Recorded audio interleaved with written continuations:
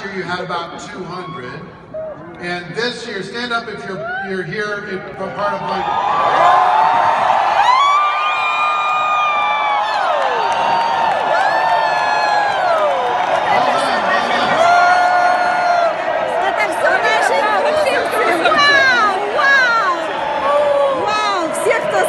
Все наши!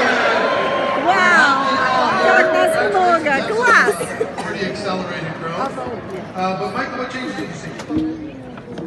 So you and I grew up with Jim Rohn. Yep. Jim Rohn always said to attract others, you have to be attractive. And so what I see, the biggest change is transparency.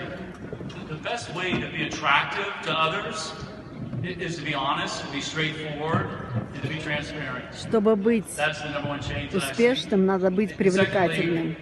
The business has always been about leadership development, and mentoring.